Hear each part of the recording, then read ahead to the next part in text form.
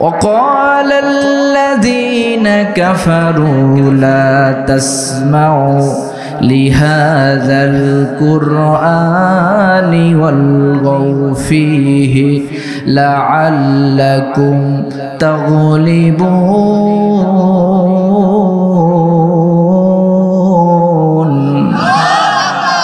আল্লাহ বললেন, এই পৃথিবীতে যখন বিশ্বনবী কোরআনের দাওয়াত দেওয়া শুরু করলেন, এক শ্রেণীর মানুষেরা আল্লাহর কোরআন সমাজে আলোচনা হোক, সমাজে কোরআনের আইন প্রতিষ্ঠিত হোক, এক শ্রেণীর মানুষেরা তারা এটা বন্ধ করার জন্য তারা উঠে পড়ে লেগে গিয়েছিল।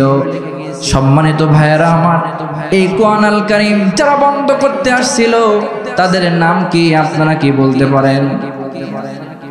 আবু জেহেল, উতবা, শাইবা, ওলীদ ইবনে মুগীরা, কাব বিন আশরাফ, রাশেদ বিন নুরা। কিন্তু আজকে কি তারা আছে পৃথিবীতে? কথা বলেন, আছে? আমি আল্লাহর কোরআন দিয়ে তারা এখনো পৃথিবীতে আছে, আমি দেখাই দেব। আপনারা কি দেখতেছেন? আমাদের এর মধ্যে আছে। কথা বলেন ঠিক কিনা? আওয়াজ দিয়ে বলেন ঠিক কিনা? কি মনে করছেন তারা না থাকলেও তাদের বীজ, তাদের আহাল বর্গ এখনো এই সমাজে আছে? কথা বলেন ঠিক কিনা? এখন আমি আলোচনার যাওয়ার আগে দুইটা পয়েন্ট আপনাদের সামনে উপস্থাপন করতে চাচ্ছি। পৃথিবী বিখ্যাত মুহাদ্দিস শাহ ওলিউল্লাহ মুহাদ্দিস দেহলভী রহমাতুল্লাহ আলাইহি গভীর রজনীতে সল্লু বিল্লাইলি ওয়ান নাসু নিয়াম, তাহাজ্জুদের নামাজ পড়ার জন্য বসে গেলেন। হঠাৎ করে নামাজ শেষ করে তিনি কোরআন আল কারীমের তেলাওয়াত করছেন। তেলাওয়াত করতে করতে হঠাৎ করে দেখলেন তার সামনে দুইটা সাপ এমন এমনি ফেনা ধরে আছে। কোরআন তেলাওয়াত করছে এবং তেলাওয়াত শুনে সাপেরা সুরের সাথে তাল মিলাচ্ছে। সম্মানিত হাজিরিন, বুস্তানুল মুহাদ্দিসিন কিতাবের আলেম ওলামারা আছে। বুস্তানুল মুহাদ্দিসিন কিতাবের ভিতরে আল্লামা শাহ ওলিউল্লাহ মুহাদ্দিস দেহলভী রহমাতুল্লাহ আলাইহি এই কথাটা বললেন। সাপ দেখা মাত্রই মুহাদ্দিস সাহেব বললেন, এই সাপ, তুমি যদি সাপ হয়ে থাকো থাকো, যদি জিন হয়ে থাকো চলে যাও। তাফসীরের ভিতরে আছে সাপ জিনের আকৃতি বেশি ধারণ করে, এজন্য সাপ মাসলা একটা। যদি কেউ সাপ দেখবেন, সাপ দেখলেও মারা যাবে না, তাকে হুঁশিয়ার করতে হবে। তাকে 3 বার বলা, এটা হলো রাসূলুল্লাহর সুন্নাত। সুবহানাল্লাহ বলবেন না? সম্মানিত হাজিরিন, 3 বার বললেন, সাপ গেলেন না। না যাওয়ার পরে শাহ ওলিউল্লাহ মুহাদ্দিস দেহলভী পাশে একটা লাঠি দিয়ে সাপকে আঘাত করলেন। 2 সাপের 2টা আঘাতে 2টা সাপ মারা গেল। তারপরের দিন রাত্রে ঘুমায় আছে, হঠাৎ করে তিনি দেখতে পাচ্ছেন 7 জন যুবক তার ঘরের ভিতরে প্রবেশ করছে। কিছুক্ষণ পরে তার ঘরের ছাদ দ্বিখণ্ডিত হয়ে গেল। এরপরে তিনি যে খাটের উপরে শুয়েছিল, এই খাটটা আস্তে আস্তে উপরের দিকে উঠছে। তিনি আসমানের দিকে তাকায় দেখে তারকাগুলো দেখতে পাচ্ছে, চন্দ্র দেখতে পাচ্ছে। কিছুক্ষণ পরে দেখলেন বিশাল এক রাজপ্রাসাদ, একটা এরকম চেয়ার স্বর্ণ দ্বারা তৈরি করা চেয়ারে বসে আছে এবং চিফ জাস্টিস বসে আছে এরকম চেয়ারে, এ সাইডে বসে আছে মন্ত্রী পরিষদরা বসে আছে। যাওয়ার সাথে সাথে প্রশ্ন করা হলো, তুমি কে? বলেন, আমি শাহ ওলিউল্লাহ মুহাদ্দিস দেহলভী। বলে, আপনারা কারা? বলে, আমরা হলো জিন বাহিনী, আল্লাহ পাকের সৃষ্টি জিন। তা আপনারা আমাকে এখানে কেন নিয়ে আসলেন? বললেন, আপনি আমাদের সন্তানদেরকে হত্যা করেছেন। বললেন যে না না, আমি হত্যা করিনি। বললেন যে ওই যে কেমনে হত্যা করেছি প্রমাণ আপনাকে দিতে হবে। শাহ ওলিউল্লাহ মুহাদ্দিস জিনদের বাচ্চার কাছে বলছে। এমত অবস্থার ভিতরে ওলিউল্লাহ মুহাদ্দিস দেহলভী এই কথা শোনার পরে বললেন, না না, আমি হত্যা করিনি। উনি বললেন যে হত্যা করেছেন। এমত অবস্থার ভিতরে বললেন, আপনাদের সন্তান যদি আমি হত্যা করে থাকি তার প্রমাণ? বললেন, আমার প্রমাণ হলো আপনি যে ঘরে কোরআন তেলাওয়াত করছিলেন, 2টা সাপ আপনার সামনে ছিল, এরা হলো আমার সন্তান। আর এই চিফ জাস্টিসের সন্তান, আমাদের 2 সন্তানকে হত্যা করেছেন। এই জানের বদলে আমি আপনার জানটা নিব, আপনাকে হত্যা করব এবং আপনাকে হত্যা করে আপনার লাশটা দেশে পাঠিয়ে দিব, জমিনে পাঠিয়ে দিব। সম্মানিত হাজিরিন, মুহাদ্দিস দেহলভী বললেন, যদি তাই হয়ে থাকে আমি এই আল্লাহর কোরআন দিয়ে প্রমাণ করে দেব, আপনাদের ছেলেদেরকে যদি আমি হত্যা করেই থাকি, এই হত্যাটা সওয়াব হয়েছে। কি হয়েছে? জিনদের বাচ্চা বললেন যদি আপনি এটা প্রমাণ করতে পারেন কোরআন হাদিস দিয়ে, আমরা লক্ষ লক্ষ যে জিনগুলো আমরা আছি আপনারা আদে বায়াত গ্রহণ করব। আর যদি প্রমাণ আপনি না করতে পারেন আপনাকে হত্যার বদলে হত্যা করে পৃথিবীতে আপনার লাশ আপনার পরিবারে পাঠিয়ে দেব। এখন শেষ পর্যন্ত আব্দুল হক মুহাদ্দিস দেহলভী ওই জিন প্রদেশে, জিনদের দেশে গিয়ে বিচার কে হলো আপনারা কি শুনতে চান? কারা কারা আছেন দুই হাত তুলে দেখান। লিল্লাহি তাকবীর। আমি ইনশাআল্লাহ আপনাদের সামনে আলোচনা করব। দ্বিতীয় নাম্বার পয়েন্ট যেটা আপনাদের সামনে আমি রাখতে চাচ্ছি, নুরুল আনোয়ার কিতাব। এই কিতাবের ভিতরে বলা হয়েছে আনা ইবনে জাবেহাইল, রাসূল সাল্লাল্লাহু আলাইহি ওয়াসাল্লামের দুইজন বংশে দুইজন কুরবানিওয়ালা সন্তান। অনেক বিস্তারিত কথা, ওইদিকে আমি যাচ্ছি না। এই কথার বেসিসে হযরতে খলিফাতুল মুসলিমিন আলী কাররামাল্লাহু ওয়াজহু তিনি যখন প্রেসিডেন্ট, সিরিয়া থেকে 19 জন যুবক আসলেন। কয়জন যুবক? 19 জন যুবক আসলেন, এসে বললেন খলিফাতুল মুসলিমিন আমরা আপনার রাষ্ট্র পরিচালনা করতেছেন, এটা আমরা দেখব। মেহমান আসছে, হযরতে আলী তার খাদেমকে বললেন এই টাকা নাও, বাজারে যাও কিছু উটের দুধ কিনে নিয়ে আসো। কিসের দুধ? উটের দুধ কিনে নিয়ে আসো। তিনি চলে গেলেন বাজারে। যাওয়ার সাথে সাথে দেখলেন দুইটা ব্যক্তি, দুইজনের হাতে দুইটা পাত্র। দেখা মাত্রই এই যে খাদেমকে দেখা মাত্রই বললেন বাবা আপনি না খলিফাতুল মুসলিমিনের খাদেম? তা আমি আরো খলিফার দরবারে যাচ্ছিলাম কিছু উটের দুধ নিয়ে, তা আপনি যখন আসছেন তাহলে আমি এই দুধটা আপনাকে দেই, এটা আপনি দিয়ে দিবেন। আমি মান্নত করেছিলাম এই দুধের মান্নতের বিষয়। অনেক কথা সংক্ষিপ্ত আকারে বলছি। তিনি দুধ নিয়ে বলছে যে টাকা দিয়ে কিনতে আসছিলাম, কিন্তু কেনা যখন লাগলো না ফ্রি পেলাম, আনন্দ করতে করতে চলতেছি। পিছন দিক থেকে আরেকজন মুরব্বী মানুষ ডাকলেন বাবা একটু অপেক্ষা করো। কি? সঙ্গে সঙ্গে তিনি তখন বললেন যে আমার এই পাত্র দেখতে পাচ্ছ, এই পাত্রের ভিতরে শূকরের দুধ আছে, আমি শূকর পালন করি। আমি আল্লাহর কাছে ওয়াদা করেছিলাম, কাবার মালিকের কাছে ওয়াদা করেছিলাম এই শূকরের দুধ আমার শূকরের বাচ্চা হয় না, যদি হয় তাহলে এই শূকরের দুধ আমি খলিফাতুল মুসলিমিনের দরবারে দিয়ে দিব। বলেই এই কথা বলা মাত্রই ওই যে হাতে পাত্র ছিল খাদেমের, ওই শূকরের দুধ একই পাত্রের ভিতরে ঢুকাই দিয়েছে। তাহলে এই পাত্রের ভিতরে কে দুধ?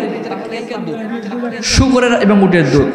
খাদেম সাহেব কান্না শুরু করলেন যে এই দুধ তো, শূকরের দুধ তো কি হারাম, আর উটের দুধ কি হালাল।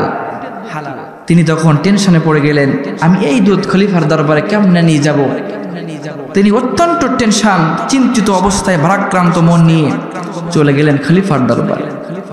হযরত আলী জোহরের নামাজ পড়ার জন্য আসছিলেন। বলছো যে খাদেম তুমি কেন কাঁদতেছো, কেন তোমার মন খারাপ?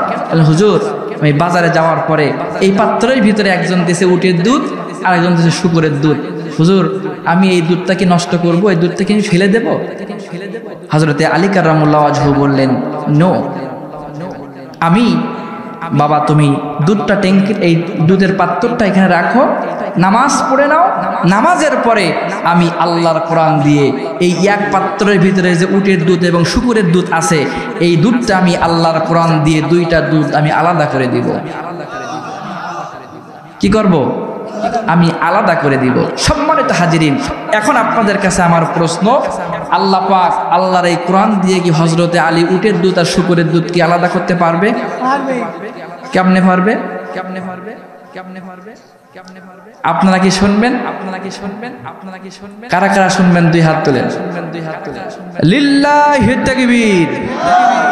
সম্মানিত হাজিরিন, আমি আপনাদের সামনে ওই যে মুহাদ্দিস দেহলভীর কি বিচার হলো এবং এই উটের দুধ এবং এই শূকরের দুধ আলাদা করে স্টেজ থেকে নামবো, এরপরে রাত থাকা যাক। আপনারা কি রাজি? রাজি? সম্মানিত হাজিরিন, আমি যে আয়াতে তেলাওয়াত করেছি কোন রকম ভূমিকা ছাড়া আমি আমার মূল আলোচনায় চলে যেতে চাই। যদি আপনাদের কাছ থেকে অনুমতি পাই, আপনারা কি অনুমতি দিবেন ভাই? এই দুই তিনজন সকলে বলেন। সম্মানিত হাজিরিন, যে আয়াতে কারিমা তেলাওয়াত করা হয়েছে আল্লাহ পাক বললেন, সকলেই পড়ি, আউযু বিল্লাহি মিনাশ শাইতানির الرجيم بسم الله الرحمن الرحيم وإذ يمكر بك الذين كفروا ليثبتوك أو يقتلوك أو يخرجوك ويمكرون ويمكر الله والله خير الماكرين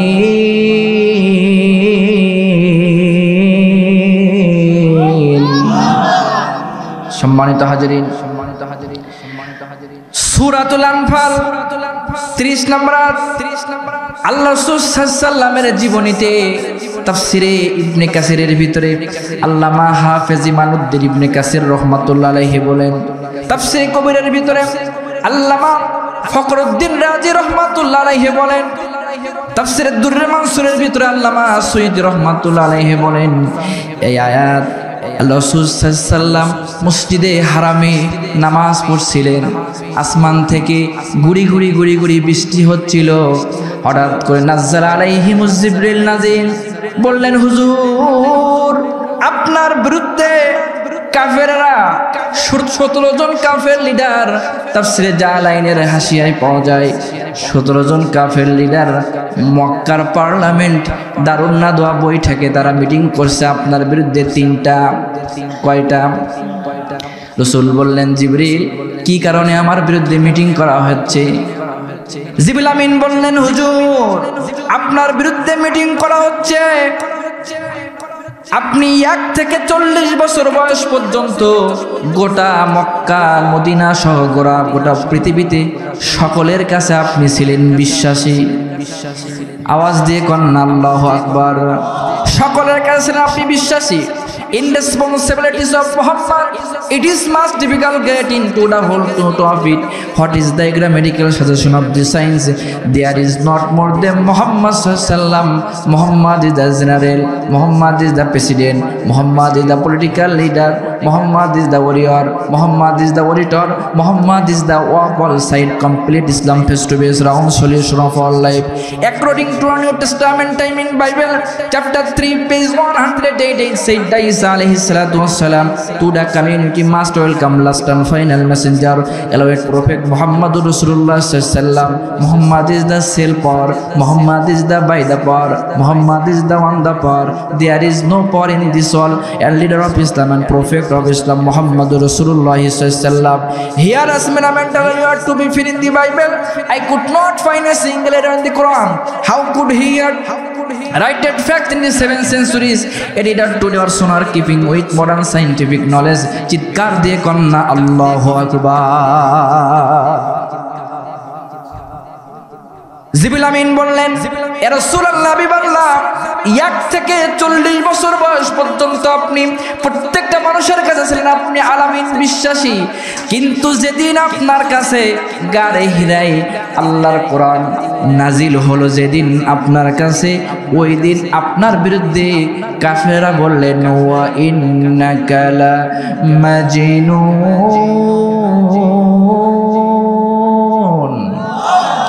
বললেন মুহাম্মাদের ব্রেন খারাপ হয়ে গেছে পাগল হয়ে গেছে চিৎকার দিয়ে কন্না নাউজুবিল্লাহ আল্লাহ রাসূল সাল্লাল্লাহু আলাইহি ওয়াসাল্লাম তিনি যখন দিনের দাওয়াত দেওয়া শুরু করলেন আবু জাহেল তখন একটা দরখাস্ত লিখলেন সিরিয়া তথা ইয়েমেনের প্রেসিডেন্টের কাছে নাম তার হাবিব বিন মালিকের কাছে একটা দরখাস্ত লিখলেন চিঠি লিখলেন যে আমার দেশে আমার একটা ভাতিজা আছে নিজের বাপ দাদার ধর্মের মুখে লাথি মেরে নতুন ধর্মের আবিষ্কার করছে হাবিব বিন মালিক আপনাকে এখানে দাওয়াত দেওয়া আপনি আসবেন আমাদের দেশে এসে এই মুহাম্মদ রাসূলুল্লাহ সাল্লাল্লাহু আলাইহি ওয়াসাল্লামের বিরুদ্ধে মামলা দিয়ে তিনি যে ইসলামের দাওয়াত দিচ্ছে এই দাওয়াতটা বন্ধ করে দেওয়ার জন্য কিসের জন্য দাওয়াত বন্ধ করে দেওয়ার জন্য কিন্তু আমার ভাইরা তারা কি বন্ধ করতে পেরেছিল বদরের প্রান্তরে 313 জনের গলায় আল্লাহ পাক বিজয়ের মালা পরাইছিলেন। উহুদের প্রান্তরে শত শত কাফেরদের, হাজার হাজার কাফেরদের বিরুদ্ধে মুসলমানদের গলায় আল্লাহ বিজয়ের মালা পরা দিয়েছিল। আজও পর্যন্ত যদি মানুষেরা আল্লাহু আকবার আওয়াজ নিয়ে সামনে অ্যাডভান্স হয়, মুসলমানদের সামনে 1 মিনিট টেকার মতো কোনো শক্তি পৃথিবীর জমিনে নেই। সম্মানিত হাজিরিন, যে কথা আপনাদের সামনে বলছিলাম, হাবিব বিন মালিকের কাছে দরখাস্ত লেখা হলো, চিঠি লেখা হলো, হুজুর আপনাকে মদিনায় আমন্ত্রণ। হাবিব বিন মালিক বললেন, আমাকে মদিনায় যেতে 15 দিন সময় লাগবে। কয়দিন? 15 দিন সময় লাগবে। বললেন যে ঠিক আছে, আপনি 15 দিনের ভিতরে আপনি মদিনায় আসবেন। হাবিব বিন মালিক আসার আগে আল্লাহ পাক আমার এই চোখ দিয়ে আমি দেখে এসেছি, হাবিব বিন মালিক আসার আগে আবু জেহেল তিনি একটা স্টেজ তৈরি করলেন, এমন একটা স্টেজ তৈরি করলেন এবং একটা স্বর্ণ খচিত চেয়ার তৈরি করলেন, একটা রূপ্য খচিত চেয়ার তৈরি করলেন, অনেকগুলা কাঠের চেয়ার তৈরি করা হলো। তাফসীরের ভিতরে পাওয়া যায়, তাফসীরের ঘটনার ভিতরে পাওয়া যায়, হাবিব বিন মালিক তিনি যখন মক্কা মুকাররমায় আসলেন, আসার পরে আবু কুবাইস পাহাড়, যেটা আমি আমার চোখ দিয়ে মাত্র 2 মাস আগে দেখে আসছি, আল্লাহ পাক আমাকে নিয়ে গিয়েছিলেন হাবিব বিন মালিকের রাসূলুল্লাহর বিরুদ্ধে যেখানে স্টেজ তৈরি করা হয়েছিল, ওই জায়গাটা আমি দেখে আসছি। হাবিব বিন মালিক আসলেন, লক্ষ লক্ষ মানুষ সামনে দাঁড়িয়ে বসে আছেন। হাবিব বিন মালিককে স্বর্ণ খচিত চেয়ারে বসানো হলো, আর আবু জেহেল রূপ্য খচিত চেয়ারে বসলেন। এমত অবস্থার ভিতরে হাবিব বিন মালিক রাসূলুল্লাহ সাল্লাল্লাহু আলাইহি সাল্লামের কাছে একটা দরখাস্ত করলেন, ইয়া মুহাম্মদ রাসূলুল্লাহ সাল্লাল্লাহু আলাইহি সাল্লাম, আপনাকে এখানে একটু আমন্ত্রণ করা হলো। আল্লাহ হাবিব সাল্লাল্লাহু আলাইহি সাল্লাম ওই দাওয়াত পত্র পেয়ে আল্লাহ পাক জিবরিলকে বললেন, জিবরিল দেরি তুমি করো না, যাও যাও যাও জিবরিল, তুমি দ্রুত গতিতে আমার বন্ধু হাবিবুল্লাহকে তুমি বলে দাও, আমার বন্ধু ওই দাওয়াত পত্রে দাওয়াতে যেন তিনি চলে যায়, কারণ এতদিন তিনি এই মক্কায় দাওয়াত দিচ্ছিলেন, আর আজকে আমার বন্ধুর জবান দিয়ে আমি আন্তর্জাতিক বিশ্বে ইসলামের দাওয়াত দিব। চিৎকার দিয়ে বলেন আল্লাহু আকবার। আজকে আমি আন্তর্জাতিক বিশ্বে ইসলামের দাওয়াত দিব। এজন্য আমরা এখান থেকে স্পষ্ট ভাষায় বলে দিতে চাই, 1 জন 2 জন 3 জন মানুষকে ফাঁসির মঞ্চে তুলে ইসলাম দাবায় রাখা যাবে না। যতই তোমরা ইসলামের বিরুদ্ধে ষড়যন্ত্র করো না কেন, আমার আল্লাহ মাকারু ওয়া মাকারাল্লাহ ওয়াল্লাহু খায়রুল মাকিরিন।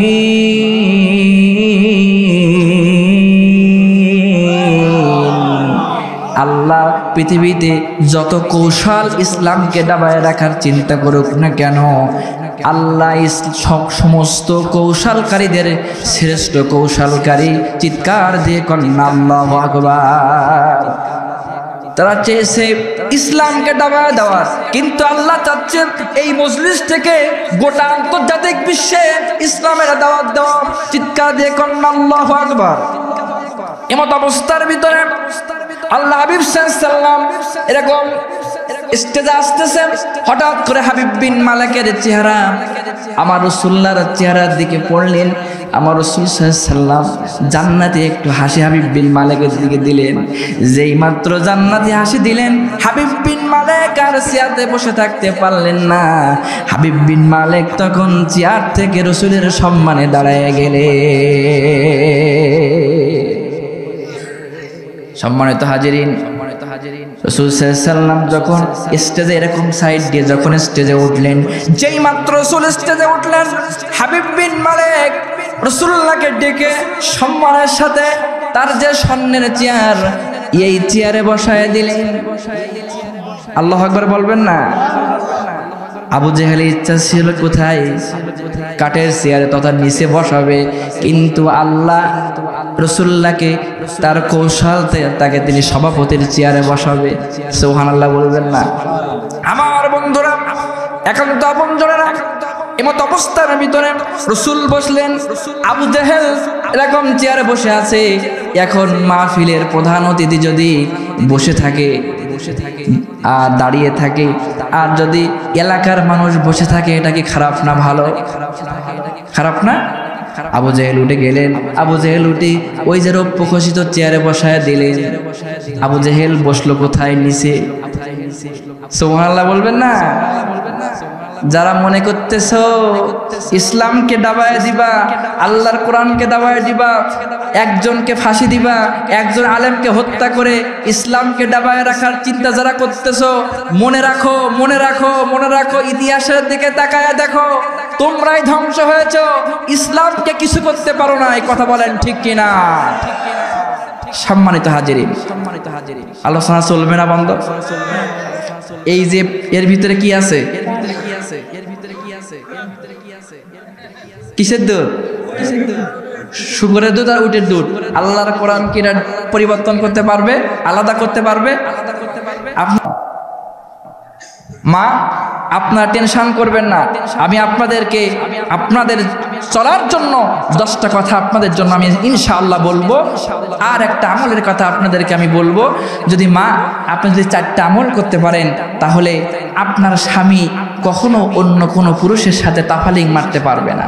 যদিও যায়, শরীর হিট হবে না, কমিটমেন্ট করতে পারবে না, আবার ফিরে আপনি বৈধ বিবির কাছে চলে আসবে। মা, অপেক্ষা করেন, ইনশাআল্লাহ আপনাদের সম্পর্কে আমি আলোচনা করব। তাহলে কি সামনে আলোচনার দিকে আগে যাই? যাব? সম্মানিত হাজিরিন, চেয়ারে বসে আছে রাসূল সাল্লাল্লাহু আলাইহি ওয়াসাল্লাম, হাবিব বিন মালিক বসে আছেন, আবু জেহেল নিচে। এমত অবস্থার ভিতরে হাবিব বিন মালিক বললেন, হুজুর, আপনার কাছে আমার 3টা প্রশ্ন। সকলে একটু হাত দেখান, সকলে একটু হাত দেখান। হাত থাকলে দেখান, না থাকলে দেখানোর দরকার নেই। এরকম নাড়া দেন তো, কারণ বারবার হাত নাড়াচড়া করলে এই শীত ঠান্ডা আসতেছে তো ঘুম ঘুম ভাব, হাত নাড়াচড়া করলে কি ঘুম ঘুম ভাবটা চলে যাবে। সম্মানিত হাজিরিন, এমত অবস্থার ভিতরে হাবিব বিন মালিক বললেন, আপনার কাছে আমার 3টা প্রশ্ন। 3টা করছেন। রাসূল বললেন, হাবিব বিন মালিক, আপনি আমার কাছে কি প্রশ্ন করতে চান বলেন। তাফসীরের ভিতরে ঘটনা আসছে, তাফসীরের কথা বলছি। হাবিব বিন মালিক তখন বললেন, হাবিব বিন মালিক বললেন, আপনি যদি নবী হয়ে থাকেন, নবী হতে গেলে আল্লাহ বললেন, বিগত ওল্ড টেস্টামেন্ট নিউ টেস্টামেন্টের কিতাবের ভিতরে বলা হয়েছে, হিয়ার আস মেনামেন্টাল এরিওয়ার to be found in the Bible, I could not find a single in the Quran, how could he have written facts in the 7 centuries edited to দেওয়ার সোনার keeping with modern scientific knowledge. এই আল্লাহর কোরআন এমন একটা কোরআনের এই কিতাবের ভিতরে বলা হয়েছে, যারা নবী হবে আল্লাহ পাক তাদেরকে স্পেশাল কিছু গুণ, কিছু কোয়ালিটি আল্লাহ দান করবে। চিৎকার দিয়ে কন্যা আল্লাহু আকবার। হাবিব বিন মালিক বললেন, 1 নাম্বার কোশ্চেন আপনার কাছে, ইয়া মুহাম্মদ, আপনি যে আসমানে সূর্য দেখতে পাচ্ছেন, সূর্য এখন প্রায় 10টা বাজে, সূর্য আপনার পূর্ব দিক থেকে উঠে ওই যে দেখা যাচ্ছে চলন্ত সূর্য দেখতে পাচ্ছেন। আপনার কাছে আমার প্রথম প্রশ্ন, যদি আপনি নবী হয়ে থাকেন, এই চলন্ত সূর্য এক্ষুনি পশ্চিম দিকে ডুবাইয়া দিতে হবে। আল্লাহু আকবার বলবেন না? কোন দিকে ডুবাতে হবে? পশ্চিম দিকে ডুবাইয়া দিতে হবে। 1 নাম্বার। হুজুর বললেন 2 নাম্বার। হুজুর যখন 2 নাম্বারের কথা বললেন, হাবিব বিন মালিক প্রশ্ন করলেন, সমস্যা? হাবিব বিন মালিক 2 নম্বর কথা বললেন যে, হুজুর, আপনি যেই মুহূর্তে আপনি চন্দ্রটা পশ্চিম দিকে, ওই যে কি বলে সূর্য পশ্চিম দিকে আপনি ডুবাইয়া দেবেন, দেওয়ার সাথে সাথে ওই চন্দ্র তথা চাঁদকে আপনাকে আকাশে উঠাতে হবে। কোথায়? শুধু আকাশে উঠালে হবে না, এরপরে হুজুর এই যে দেখতে পাচ্ছেন জাবাল আবু কুবাইস পাহাড়, আমি দেখেছি কাবাঘর থেকে অল্প একটু দূরে, আবু জেহেলের বাড়ি থেকে একটু দূরে, এবং রাসূল সাল্লাল্লাহু আলাইহি ওয়াসাল্লামের বাড়ির কাছেই আবু কুবাইস পাহাড়। এই আবু কুবাইস পাহাড়ে এই চাঁদ নিয়ে আসতে হবে। সামনে যারা ছিলেন জনগণ অ্যাস্টনিশ হয়ে যাচ্ছে, আজীব হয়ে যাচ্ছে, কি বলে হাবিব বিন মালিক? এমত অবস্থার ভিতরে তারপরে বললেন এই চাঁদ আপনাকে নিয়ে আসতে হবে। শুধু তাই না, এই চাঁদ আনার পরে চাঁদকে আবার দুই দ্বিখণ্ডিত করতে হবে, দুই টুকরা করতে হবে। আল্লাহু আকবার বলবেন না? দুই হাত ধরে কন্যা আল্লাহু আকবার। এই চাঁদকে দুই টুকরা করতে হবে। এরপরে এই চাঁদ আবার আসমানে উঠায়া দিতে হবে। হুজুর বললেন ঠিক আছে, তোমার 2 নাম্বার করছেন, আমি মেনে নিলাম। এরপরে হাবিব বিন মালিক বললেন ইয়া রাসূলুল্লাহ, হাবিবাল্লাহ, আপনার কাছে আমার 3 নাম্বার কথা। আমার মনের ভিতরে, অন্তরের ভিতরে একটা ব্যথা আছে, একটা দুঃখ আছে, একটা আফসোস আছে। হুজুর, আমার মনের ভিতরে যে আফসোস আছে, যে ব্যথা আছে, যে আফসোস আছে, এই আফসোসটা কি আপনাকে বলতে হবে। আমার প্রাণের ভাইয়েরা, হুজুর বললেন, রাসূল বললেন, হাবিব বিন মালিক, কি কোনো সমস্যা? কি শেষ করে দেব না নাকি? হাবিব বিন মালিক বললেন, হুজুর, আমার মনের কষ্টের কথাটা আপনি আমাকে একটু বলেন। হুজুর বললেন, হাবিব বিন মালিক, আপনি শুনে রাখেন, আপনার একটা 9 বছরের মেয়ে আছে। এই মেয়েটা খোড়া, অন্ধ, আবার কুজো, আবার বোবা। রাসূল বললেন, হাবিব বিন মালিক, 9 বছরের ভিতরে আপনি গোটা পৃথিবীর একটা প্রভাবশালী রাষ্ট্রনায়ক, কিন্তু আপনাকে আজ পর্যন্ত আপনার কলিজার টুকরা মেয়ে বাবা বলে ডাকে নাই। আপনার মনে অনেক ব্যথা। সকল মানুষের অবাক হয়ে গেল যে সে কি কথা বলে। এখন আপনাদের কাছে আমার প্রশ্ন করছেন, রাসূল সাল্লাল্লাহু আলাইহি সাল্লাম কি চাঁদ, ওই সূর্য কি ডুবাইতে পেরেছিলেন? কেমনে করলেন? এটা কি আপনারা জানেন? চন্দ্র উঠালেন, আবু কুবাইস পাহাড়ে 2 টুকরা করলেন কেমনে? এটা কি আপনারা জানেন? হাবিব বিন মালিক বললেন, যদি আমার এই মেয়েকে, কানা, খোড়া, কুজো এবং বোবা, এই মেয়েকে যদি আপনি সুস্থ করে দিতে পারেন, তাহলে আমি মুসলমান হয়ে যাব। রাসূল বললেন যে ঠিক আছে, আমি সবগুলা মেনে নিলাম, আমি সবগুলা আস্তে আস্তে করব। কেমনে রাসূল সাল্লাল্লাহু আলাইহি সাল্লাম 9 বছরের শিশু বাচ্চা, কথা বলতে পারে না, হাঁটতে পারে না, দেখতে পারে না, এই মেয়েকে সুস্থ করেছে? এটা কি আপনারা শুনবেন? কারা কারা শুনবেন? 2 হাত তোলেন। লিল্লাহি তাকবীর। সম্মানিত হাজিরিন, আপনাদের সামনে তাহলে ওদিকে এর ভিতরে কি আছে? কার দুধ? উটের দুধ আর শুকরের দুধ। কোরআনকে আপনি আলাদা করেছিলেন। আল্লাহর কোরআনের কাছে আমরা প্রশ্ন করি। আল্লাহর কোরআন বললেন, ওয়ানাজ্জালনা আলাইকাল কিতাবা তিবয়ানাল লিকুল্লি শাইইন ওয়া হুদাও ওয়া রাহমাতাও ওয়া বুশরা লিল মুসলিমিন।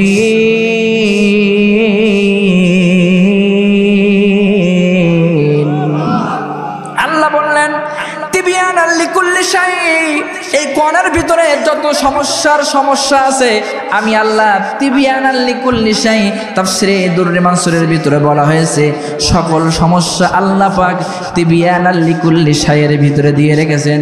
জোরে কন্না সুবহানাল্লাহ। শুধু তাই না, আল্লাহ বললেন, ওয়ালা ইয়াতুনাকা বিমাসালিন ইল্লা জিনাকা বিল হক ওয়া আহসানা তাফসীরা।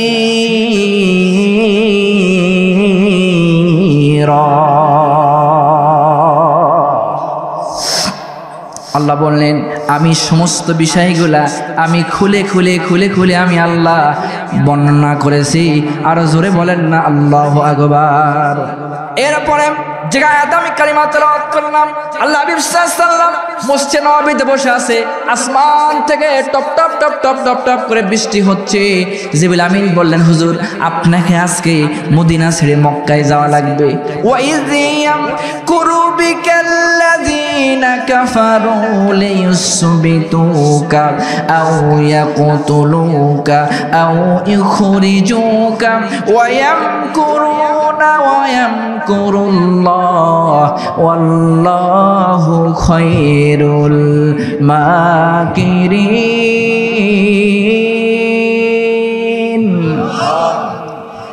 আল্লাহ বললেন, জিবরিল আমিন বললেন, হুজুর আপনার বিরুদ্ধে কাফেররা তাদের পার্লামেন্টে মিটিং করেছে। 1 নাম্বার সিদ্ধান্ত নেওয়া হয়েছে, আপনাকে জেলখানার ভিতরে আটকায় রাখবে। কোথায় আটকায় রাখবে? এখন এখান থেকে একটা শিক্ষা, যারা আমার রাসূল কোরআনের দাওয়াত দেওয়ার কারণে তার বিরুদ্ধে 1 নাম্বার ষড়যন্ত্র করা হলো, জেলখানা কোথায়? আরো জোরে বলেন, কোন জায়গা? জেলখানার ভিতরে তাকে আটকায় রাখা হবে। এখান থেকে 1 নাম্বার বিষয়ে যেটা, যারা আজকে রাসূল যেভাবে দাওয়াত দিয়েছে ওইভাবে দাওয়াত দিবে যারা, তাদেরকে জেলখানায় মিথ্যা মামলা দিয়ে ঢুকায় রাখা হবে। 2 হাত তুলে বলেন। সম্মানিত হাজিরিন, তাহলে 1 নাম্বার, রাসূল যেভাবে দাওয়াত দিয়েছে ওভাবে দাওয়াত দিলে কি হবে? আমাদের মিথ্যা মামলা, রাসূলের মিথ্যা মামলা দিয়ে জেল দেওয়া, আমাদের বিরুদ্ধে এরকম মিথ্যা মামলা দিয়ে জেলের ব্যবস্থা করা হবে। 1 নাম্বার কার পক্ষ থেকে? রাসূলের পক্ষ থেকে করা হয়েছিল, জালেম স্বৈরাচার বাদশার পক্ষ থেকে। তাহলে আমাদের কি হবে? আমাদেরও যারা মিথ্যা মামলা দিয়ে আলেমদেরকে জেলখানায় ঢোকায় রাখে, এরা কি বাদশা? জালেম স্বৈরাচার বাদশা। কথা বলেন ঠিক কিনা? সম্মানিত হাজিরিন, যে কথা আপনাদের সামনে আমি আলোচনা করতেছিলাম, এমত অবস্থার ভিতরে 2 নাম্বার রাসূলুল্লাহকে বলা হলো, হুজুর আপনাকে আপনাকে তারা কতল করবে ফাঁসির মঞ্চে। অত্যাধুনিক তাফসীরের ভিতরে বলা হয়েছে কতলের বিষয়টা ফাঁসির মঞ্চ। কিসের মঞ্চ? আপনার বিরুদ্ধে ষড়যন্ত্র করা হচ্ছে। আজকেও দেখেন, যারা প্রকৃতপক্ষে ইসলামী আন্দোলনের কাজ করছে, দ্বীনের দাওয়াত যারা দিচ্ছে, তাদের বিরুদ্ধে এরকম ফাঁসির মঞ্চ তৈরি করা হচ্ছে কিনা? জোরে বলেন, হচ্ছে কিনা? তাদের বিরুদ্ধে ফাঁসির মঞ্চ তৈরি করা হচ্ছে। শুধু তাই না, 3 নাম্বার, রাসূল আপনার বিরুদ্ধে তারা ষড়যন্ত্র করছে। আপনার যে নাগরিক অধিকার আছে, আপনার যে দলের যে নাগরিক সনদ আছে, এই সনদটা তারা আজকে সিদ্ধান্ত নিয়েছে, এই সনদটাকে তারা বাতিল করেছে, যে এই দেশে মোহাম্মদ কোনো রাজনীতি করতে পারবে না। হাত তোলেন। মিলতেছে তো?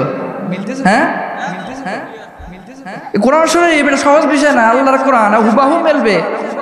আমাকে বলা হয়েছে শুধু তাফসীর করবেন, আপনার খারাপ লাগতেছে? সম্মানিত হাজিরিন, হুবাহু মিলবে। খাপের খাপ মুমতাজের বাপ, অত সোজা না। কোরআন এমন একটা কিতাব, একদম খাপের খাপ মিলে যাবে। সম্মানিত হাজিরিন, এমত অবস্থার ভিতরে আল্লাহ বললেন, রাসূল আপনি চিন্তা করবেন না, মাকারু ওয়া মাকারাল্লাহ, আপনার বিরুদ্ধে 3টা ষড়যন্ত্র করবে, আপনাকে যারা দাবায় রাখার চেষ্টা করবে, আপনি চিন্তা করবেন না। আপনাকে ষড়যন্ত্র করার আগে আপনার দলের সদস্য সংখ্যা ছিল মাত্র 1000, কিন্তু আপনার বিরুদ্ধে যখন আস্তে আস্তে আস্তে আস্তে এরকম মামলা হবে, গোটা পৃথিবী খুঁজে দেখেন ইসলামী আন্দোলনের জনসংখ্যা বাড়তেছে না কমতেছে?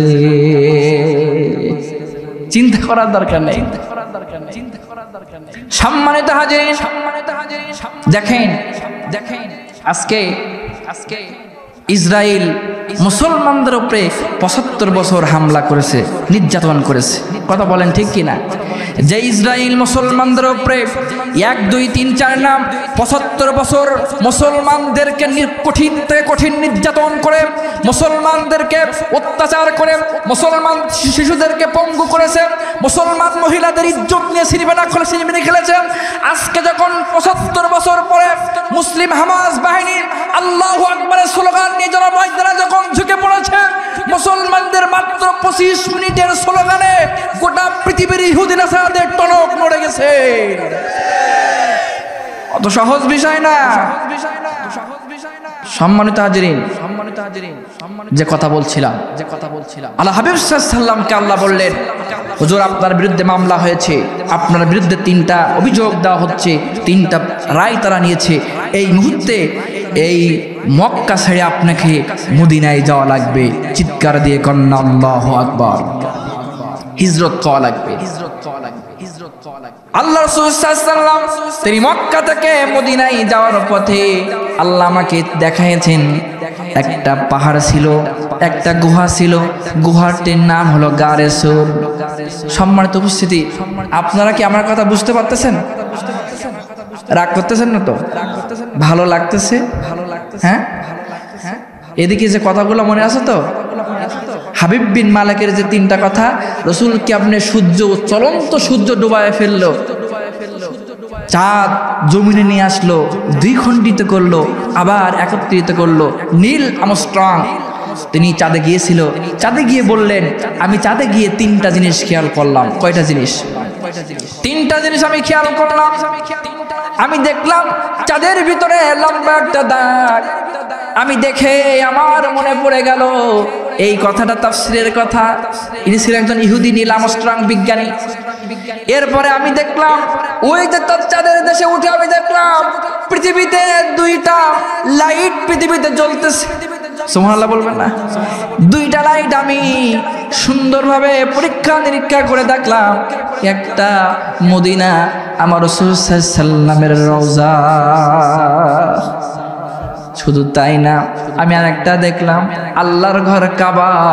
আমি দেখলাম লাইটের মতো গোটা পৃথিবীতে আমি 2টা জিনিস আমার চোখে পড়লো, 2টা মহামূল্যবান সম্পদ আমার চোখে পড়লো। আমি দেখতে পেলাম একটা হলো মক্কা আর একটা হলো মদিনা। চিৎকার দিয়ে কন্যা আল্লাহু আকবার। এমত অবস্থার ভিতরে আল্লাহ রাসূল সাল্লাল্লাহু আলাইহি ওয়াসাল্লাম গারে সূরে 3 দিন অপেক্ষা করেছিলেন। তাফসীরের ভিতরে পাওয়া যায়, তাফসীরে দুররে মানসুরের ভিতরে আল্লামা সুয়ুতি, তাফসীরে জালালাইনের ভিতরে আল্লামা জালালাইন রাহমাতুল্লাহ আলাইহি তিনি ব্যাখ্যা করলেন যে রাসূল যখন গারে সূরের সামনে চলে গেলেন, আবু বকর বললেন, হুজুর আপনি একটু অপেক্ষা করেন। হুজুর এই গুহার ভিতরে বিষাক্ত কোনো প্রাণী থাকতে পারে। হুজুর যদি আপনার শরীরে একটা পিঁপড়া পর্যন্ত এসে আঘাত করে, আমি আবু বকর আমার কলিজা ফেটে আমি মারা যাব। হুজুর আপনি একটু দাঁড়ান, আমি আমার কলিজা মানুষের সামনে এখান থেকে কেটে আমি দেখায় দিতে আমার কোনো সমস্যা নেই, কিন্তু হুজুর আপনার শরীরে যদি 1 ফোঁটা পানি, একটা পিঁপড়ার টোকা যদি আপনার শরীরের ভিতরে পড়ে, আমি কলিজা ফেটে মারা যাব। হুজুর আপনি একটু অপেক্ষা করেন। এমত অবস্থার ভিতরে আবু বকর রাদিয়াল্লাহু তাআলা গুহার ভিতরে ঢুকলেন। আপনার জানেন আমি ওইদিকে কথা বলছি না, কিন্তু একটা শিক্ষা এখানে আছে, তাফসীরের ভিতরে একটা শিক্ষা আছে। এই শিক্ষাটা আপনাদের কাছে আমি আজকে আলোচনা করতে চাচ্ছি। আবু বকর রাদিয়াল্লাহু তাআলা গুহার ভিতরে ঢুকলেন, ঢুকে দেখলেন 72টা ছিদ্র আছে গুহার ভিতরে। কয়টা ছিদ্র? 72টা ছিদ্র। আবু বকর এমনি রুমালটা খুললেন, রুমালটা খুলে ছিঁড়ে 71টা ছিদ্র বন্ধ করলেন। 71টা ছিদ্র বন্ধ করলেন। বন্ধ করার পরে একটা ছিদ্র পা দিয়ে বন্ধ করে রেখেছেন। এটা আপনারা জানেন। রাসূল প্রবেশ করলেন গুহার ভিতরে। বলে, আবু বকর আমার তো একটু নার্ভাস ফিল মনে হচ্ছে, আমি একটু ঘুমাতে চাই। আবু বকরের রামকে আল্লাহ রাসূল সাল্লাল্লাহু আলাইহি সাল্লামের মাথা মোবারক লাগায় তিনি ঘুমায় আছে। তিনি ঘুমায় গেলেন। হঠাৎ করে ওই গুহার ভিতরে ছিল একটা সাপ। ওই সাপ আবু বকর রাদিয়াল্লাহু তাআলার পায়ে এমনি আঘাত করছে লেজ দিয়া। আবু বকর বলেন, আমি বুঝতে পেরেছি তুমি লেজ দিয়ে কেন, তুমি আমার যেভাবে আঘাত করো না কেন, আমি এই পা আমি তুলবো না। চিৎকার দিয়ে কন্যা সুবহানাল্লাহ। মা অপেক্ষা করেন। আপনাদের দৈনন্দিন জীবনে 10টা কাজ করা হারাম। কয়টা কাজ? আমি কি বলে দিব? হ্যাঁ বলে দিব নাকি? ইনশাআল্লাহ বলবো। আর একটা মহিলা যদি মানে 4টা আমল করে, তার স্বামীকে অন্য জায়গায় যেতে পারবে না, অন্য কোথাও পরকীয়ার সম্পর্কে মানে জড়াইয়ে পড়বে না। সুবহানাল্লাহ বলবেন না? আর আমার যুবক ভাইরা যারা আপনারা আছেন, মাহফিল দিয়েছেন, আপনাদের সম্পর্কে আমি 4টা আলোচনা করব।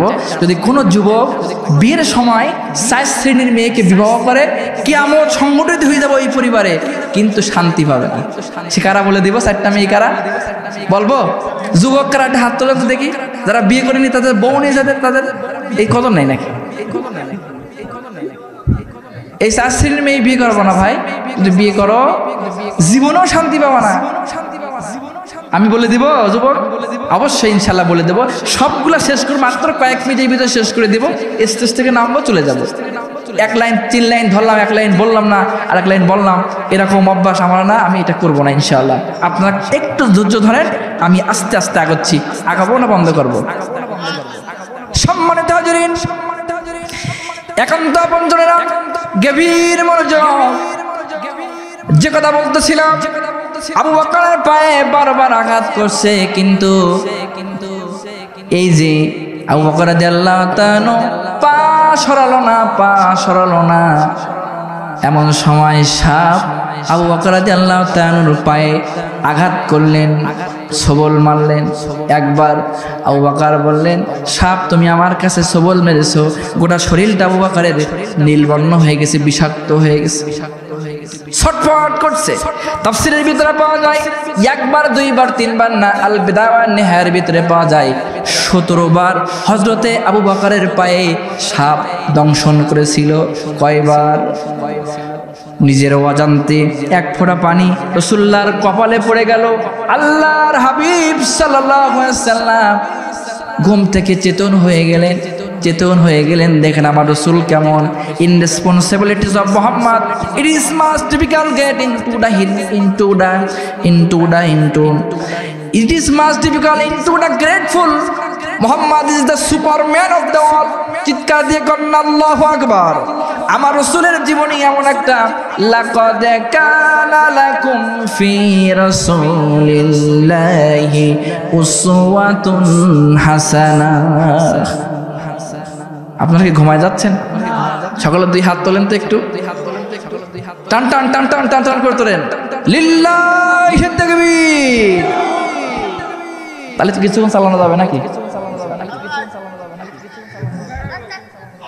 সম্মানিত হাজিরিন, দেখছেন তো, ঘুমান্ত ছেলে উঠে গেছে, সারা রাত চলে। সম্মানিত হাজিরিন, যে কথা বলতেছিলাম, আল্লাহর হাবিব সাল্লাল্লাহু আলাইহি ওয়াসাল্লাম তার ঘুম ভেঙে গেল। আবু বকরকে বললেন, আবু বকর তুমি কেন কাঁদতেছো? তোমার কি বিবির কথা মনে পড়েছে? তোমার কি সন্তানের কথা মনে পড়েছে? আবু বকর বললেন, হুজুর না। বলে, হুজুর আমার পায়ের দিকে তাকায় দেখেন, ওটা পাটা ফুলে এমন মোটা হয়ে গেছে। বলে, আবু বকর তোমার পায়ে কি হয়েছে? হযরত আবু বকর বললেন, আমার পায়ে বিষাক্ত সাপ কামড় দিয়েছে। রাসূল বললেন, পা উঠায় নিয়ে আসো। পা উঠায় তুললেন, বললেন, এই গর্তের ভিতরে কে আসো, উঠে আসো। একটা বিষধর সাপ রাসূলুল্লাহর সামনে এমনি ফেনা তুলে আমার রাসূলুল্লাহর কদমে পড়ে গেল। আবু বকর দেখো কি সাপ। আবু বকর তাকায় দেখো, সাপের যে ভুরু আছে, কপালের চুল আছে, তাকায় দেখো এই চুল পর্যন্ত পেকে গেছে। রাসূল বললেন, সাপ তোমার বয়স কত? সাপ তখন বললেন, হুজুর আমার বয়স 1 দিন 2 দিন 3 দিন না, আমার বয়স 100 বছর। আল্লাহু আকবার বলবেন না? 100 আমার বছর, আমার বয়স 100 বছর। এমত অবস্থার ভিতরে হযরত আবু বকর রাদিয়াল্লাহু তাআলা বসে আছে এবং সাপকে রাসূল প্রশ্ন করলেন, সাপ তুমি কি কারণে আবু বকরকে কামড় দিলে? আমার বন্ধু আবু বকরকে তুমি কি কারণে কষ্ট দিলে? সাপ জবান খুলে গেল। সাপ বললেন, ইয়া রাসূলুল্লাহ, হাবিবাল্লাহ, আমি বহু বছর এখানে আছি, আপনার চেহারাটা একবার দেখার জন্য হুজুর আমি বসে আছি। দেখেন 72টা ছিদ্র করে রাখছি, আপনাকে আমি সামনে দিয়ে দেখব হুজুর, আপনাকে আমি পিছন দিয়ে দেখব, আপনাকে আমি ডান দিয়ে দেখব, আপনাকে আমি বাম দিয়ে দেখব। এই জন্য হুজুর আমি বসে আছি, অপেক্ষা করে আছি। হুজুর এই গুহা থেকে আমি 1 মিনিটের জন্য আমি বাহির হই না হুজুর। সুবহানাল্লাহ বলবেন না? তুমি কেন কামড় দিলে? আমার আবু বকরকে কষ্ট দিলে। সাপ বললেন, হুজুর আমি জানি এই গুহার ভিতরে এমন একজন ডাক্তার আছে যে ডাক্তার পৃথিবীর সকল ডাক্তারদের ডাক্তার। হুজুর আমি জানি। তুমি কি জানো? হুজুর যদি আপনার মুখের একটু নালা মোবারক ওই আবু বকরের পায়ে দিয়ে দিন, আমার এই 17 বার দংশন করা বিষ আমার আল্লাহ পানি বানায়া দিবে। রাসূলুল্লাহ থুতু মোবারক আবু বকরের পায়ে লাগায় দিলেন, বিষ পানি হয়ে গেল। রাসূল সাপকে প্রশ্ন করলেন, সাপ বলো তুমি আবু বকরের পায়ে তুমি কামড় দিয়েছিলে, যদি আমার আবু বকর মারা যেত তাহলে তুমি কি জবাব দিতে? সাপ বললেন, হুজুর আমি 100% শিওর, আমি 17 বার কেন 17 কোটি বার যদি আবু বকরের পায়ে কামড় দিতাম, আপনার আবু বকরকে আল্লাহ হায়াত নিত না। সুবহানাল্লাহ বলবেন না? এখানে একটা প্রশ্ন আছে, দেখেন তাফসীর আসলে কি জিনিস। প্রশ্ন কি? আল্লাহ বললেন, আল্লাযী খালাকাল মাউতা ওয়াল হায়াতা লিয়াবলুয়াকুম আইয়ুকুম আহসানু আমালা। মানে আল্লাহ বললেন জীবন দেওয়ার মালিক কে, মৃত্যু দেওয়ার মালিক কে? আল্লাহ উত্তর বললেন, ইজা জাআ আজালুহুম লা ইস্তাখিরুনা সাআতাও ওয়া লা ইস্তাকদিমুন। এমত অবস্থার ভিতরে সাপ কেমনে জানলো, 100% শিওর দিল যে হুজুর আপনার আবু বকরকে মৃত্যু হবে না? এটা কখনো শুনছেন? এইটুকু কথা কখনো কি শুনছেন? সাপ বলল, হুজুর আপনার আবু বকর কখনোই মৃত্যু হবে না এই গুহার ভিতরে, এটা আমি 100% জানি আমার বিষে। সুবহানাল্লাহ বলবেন না? এরকম কথা হতে হতে হঠাৎ করে আবু বকর বলে, হুজুর একটু পানি পিপাসা লাগছে আমার, কারণ বিষ তো চলে গেছে, একটু পানি পিপাসা লাগছে, হুজুর একটু পানির ব্যবস্থা করেন। হযরতে আবু বকর রাদিয়াল্লাহু তাআলা এই কথা যেই মাত্র বললেন যে হুজুর একটু পানি পিপাসা লাগছে, রাসূল বললেন, আবু বকর এই দিকে তুমি চলে যাও, হাতের ইশারা করলেন। আবু বকর হাঁটতেছে, হাঁটতে হাঁটতে হাঁটতে হাঁটতে গুহার দিকে যখন হাঁটছে, দেখতে পেলেন সামনে বিশাল বড় একটা নহর। সুবহানাল্লাহ, পকেটে রেখে দেন, কালকে বাড়ি গিয়ে বলেন কেন? পকেটের ভিতরে ঢুকায় রাখেন, কালকে সকালে 10 বার বলেন কেন? জোরে বলেন সুবহানাল্লাহ। সম্মানিত হাজিরিন, এমত অবস্থার ভিতরে দেখেন বয়স কত, পাওয়ার কি দেখেছেন তো? আমার চাচা, জি জি জি, জোরে বলেন লিল্লাহি তাকবীর। এমত অবস্থার ভিতরে হযরত আবু বকর রাদিয়াল্লাহু তাআলা ওই গুহার ভিতরে হাঁটতেছে, হাঁটতে হাঁটতে দেখলেন বিশাল বড় একটা নহর। নহরের দিকে যখন রাসূল ওই আবু বকর হাঁটছে, দেখতে পেলেন নহরটা ব্যাপক বড় একটা নদী, একটা সাগরে পরিণত হয়ে গেল। নদীর পাশে গেলেন, একটু এরকম হাত দিয়ে পানি খেলেন, যেই পানি অল্প একটু খাওয়ার পরে আবু বকর দেখতে পেলেন সাগরের অপর সাইড থেকে বিশাল বড় একটা স্বর্ণ দ্বারা তৈরি করা নৌকা। আল্লাহু আকবার বলবেন না? বিশাল বড় একটা নৌকা, আর নৌকার উপরে একজন আগন্তুক দাঁড়ায় আছে। বলছে, আবু বকর দাঁড়াও, আবু বকর দাঁড়াও, আবু বকর দাঁড়াও, আবু বকর দাঁড়াও। আপনাদেরকে খেয়াল আছে? এদিকে খেয়াল আছে? আবু বকর দাঁড়াও। হযরত আবু বকর ভয় পেয়ে গেলেন, কে সাগরের ছেটে যদি এরকম ডাকে? আপনি যখন পথ দিয়ে চলতেছেন, পিছন দিক দিয়ে একজন বলছে আব্দুল্লাহ, আব্দুল্লাহ। তাকায় দেখলেন যে কোনো কিছু নেই, তা ভয় লাগবে নাকি? লাগা স্বাভাবিক না? এমত অবস্থার ভিতরে হযরত আবু বকর রাদিয়াল্লাহু তাআলা দ্রুত গতিতে রাসূলুল্লাহর দরবারে আসলেন। হুজুর আপনি আমাকে বলে দিন এই অবস্থা কেন, এখানে এই সমস্যা কেন? হযরত রাসূল সাল্লাল্লাহু আলাইহি ওয়াসাল্লাম আবু বকরকে বললেন, আবু বকর দেরি তুমি করো না, অপেক্ষা তুমি করো না, আবু বকর অপেক্ষা করো না। এই লোকটা আর কেউ না, এই লোকটা তোমাকে এই যে সাপের কামড়কে তুমি সহ্য করার কারণে, আমার প্রেম ভালোবাসা থাকার কারণে আল্লাহ জান্নাত থেকে নৌকা তোমার জন্য পাঠিয়ে দিয়েছে। জিবরিল আমিন রুহুল আমিন তোমাকে নিয়ে নেওয়ার জন্য এসেছিলেন। সম্মানিত হাজিরিন, কোন জায়গায় আল্লাহু আকবার, কোন জায়গায় সুবহানাল্লাহ, এটা আমাদের জন্য ঠিক নেই। বিজ্ঞান বললেন একটা কথা আপনাদের বলি, কারণ বাঙালি আমরা যারা একটু লাভ ছাড়া সামনে এগোই না, কতক্ষণ ঠিক কিনা? যদি এখন বলা হয় এই যে পোটে সবাই গেলে 5,000 কোটি টাকা দেওয়া হবে, আমরা দৌড় এখানে ওয়াজ শোনা বাদ দিয়ে কাপড় কাছে থাকবো না। সে আমারও দৌড়ি থেকে শুনতে নাকি? এই যে একটু টক ঝাল মিষ্টি যদি না দেওয়া হয় গভীর রাত্রে এই 12টার পরে, তাই ঘুম ঘুম ভাব লাগতেছে, এই জন্য একটু হাসি। আপনার রাগ করতেছেন না তো? কষ্ট পাচ্ছেন না তো বাবা? হ্যাঁ, এ মনে আছে তো পটার ভিতরে কি আছে? আমি এটা আলাদা করবো, তারপরে যাবো, তাই যাই হবে। ঠিক আছে তো? এই এক্ষুনি হবে, এই এক্ষুনি আলোচনা করবো ইনশাল্লাহ। আপনারা একটু ধৈর্য ধরে বসেন। এমত অবস্থার ভিতরে আমি তো আলাদা করতে পারবো না, পারবে কে? আল্লাহর কোরআন। আপনার ভরসা আছে? হ্যাঁ, কাদের কাদের ভরসা আছে? আল্লাহু তাকবীর। সম্মানিত হাজিরিন, যে কথা বলছিলাম, এরপরে হযরত আবু বকর রাদিয়াল্লাহু তাআলা রাসূলুল্লাহর সাথে মদিনায় চলে আসলেন। এদিকে একটা কথা আছে, বলো সাপ কেন? এই কথাগুলো লিখে রাখেন আপনারা, আমি সব বলবো ইনশাল্লাহ। সাপ কিভাবে বললো যে আবু বকরের এখানে মৃত্যু হবে না? হতে পেতো না? এই যে হায়াতের গ্যারান্টি সাপ কেমনে দিল, এটা আমি আল্লাহর কোরআন থেকে আপনাদের সামনে দিব। কেমনে? ওয়ানুনাজ্জিলু মিনাল কুরআনি মা হুয়া শিফাউ ওয়া রাহমাতুল লিল মুমিনিন।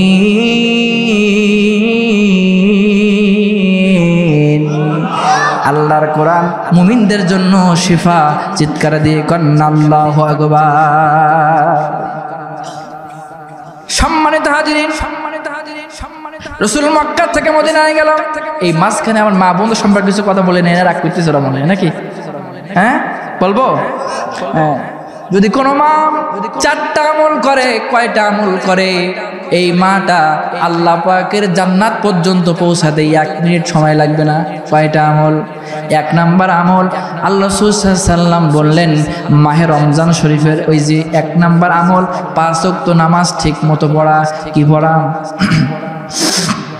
5 ওয়াক্ত নামাজ ঠিক মতো 5 ওয়াক্ত নামাজ ঠিক মতো আদায় করা 1 নাম্বার। 2 নাম্বার রমজান শরীফের রোজা ঠিক মতো রাখা। কি রাখা? কিন্তু আমি এই বিষয়ের কথা বলবো না।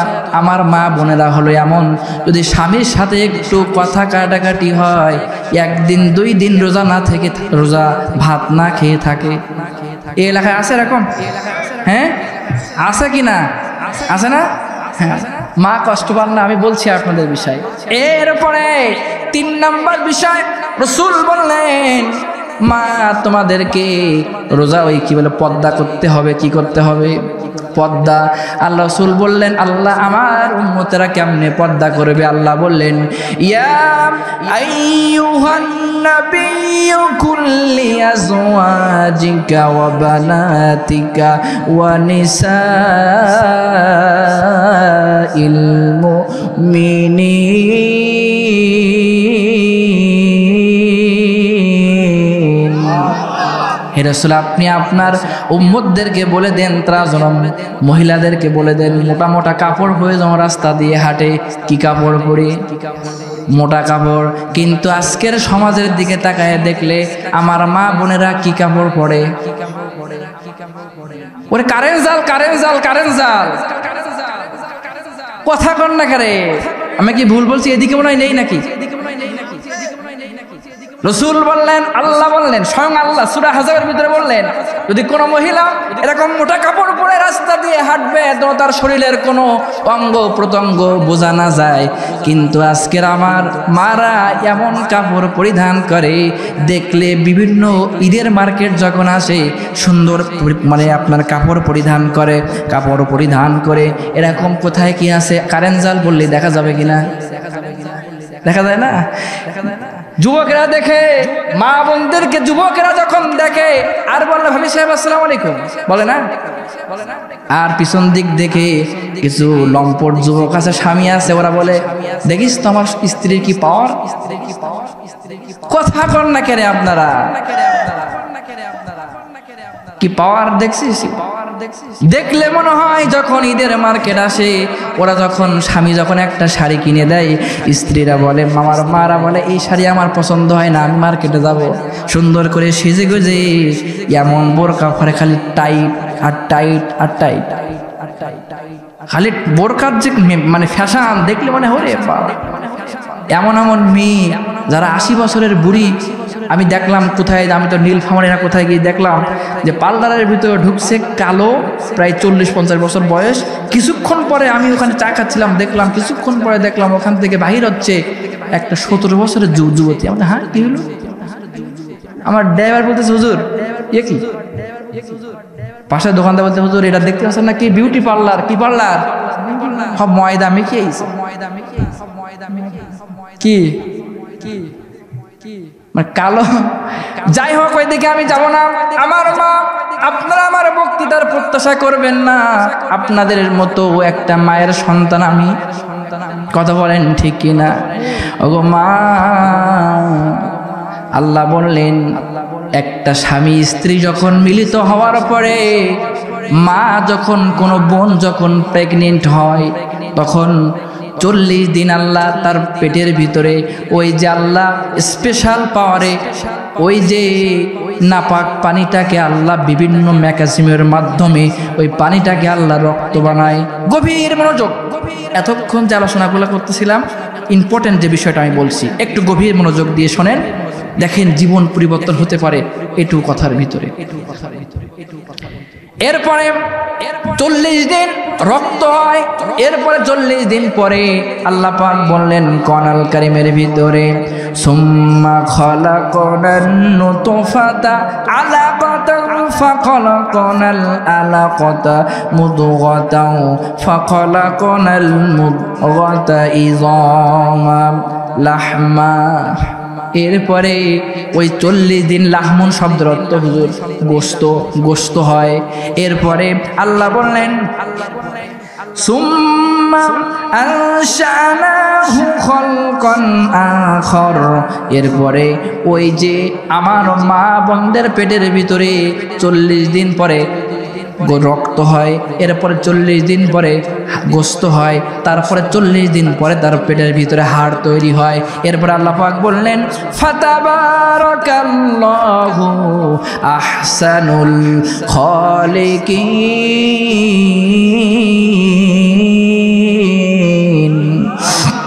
আল্লাহ বললেন এরপরে মায়ের পেটের ভিতরে পূর্ণাঙ্গ একটা বডি তৈরি হয়, কিন্তু সন্তান ধারণ করার জন্য বিজ্ঞানীরা বললেন, মা আমার যুবক ভাইয়েরা একটু গভীর মনোযোগ করে শোনেন, সন্তান ধারণ করার জন্য মায়ের পেটের ভিতরে 10 ইঞ্চি জায়গা আছে। কয় ইঞ্চি? 10 ইঞ্চি জায়গা। কিন্তু যখন কোনো সন্তান ভূমিষ্ঠ হয়, একটু খেয়াল করে দেখবেন এই সন্তানটা 17 থেকে 18 ইঞ্চি লম্বা হয়। এখন আপনাদের কাছে আমার প্রশ্ন, এই 8 ইঞ্চি মানে সন্তানের দেহটা মায়ের কোথায় গিয়ে বাঁধে?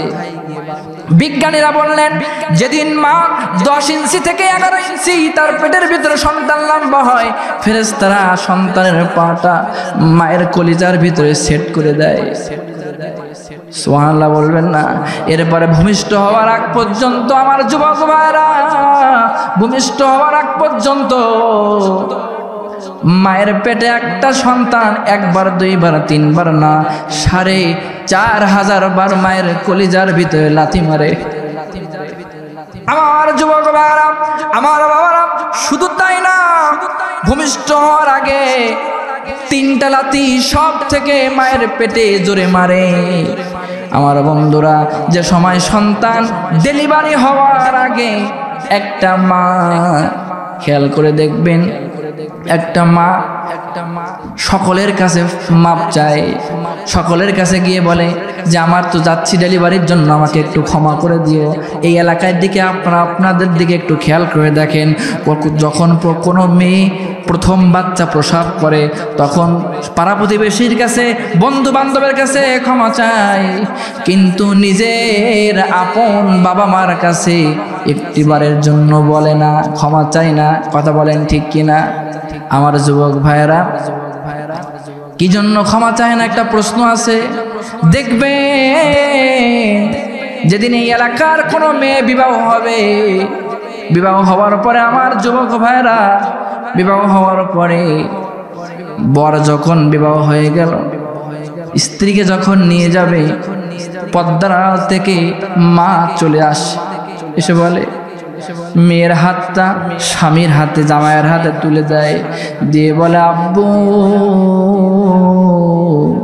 একটা অপরিচিত ছেলেকে কি বলে ডাকে? আব্বু বলে ডাকে, আব্বু বলে ডাকে। আর কোনো কথা মা বলতে পারে না। আমার প্যানের ভাইরা একটু খেয়াল করে শোনার চেষ্টা করেন, মা কত কষ্ট, কোনো কথা বলতে পারে না। ওই যে একটা অপরিচিত সন্তানের হাতে, জামাইয়ের হাতে মাথা লুটায় পড়ে যায়, মাকে লোকেরা ধরে মাকে ঘরের ভিতরে রেখে আসে। ওদিকে আব্বা জান সারাদিন পাথরের মতো দাঁড়ায় থাকে, আর দূর থেকে সন্তানের দিকে ফেল ফেল ফেল ফেল করে তাকায়। আর সন্তান, ওই মেয়েটা 20 বছর 30 বছরের মেয়ে, 17-18 বছরের মেয়ে, বাবাকে জড়ায় ধরে বলে, আব্বু।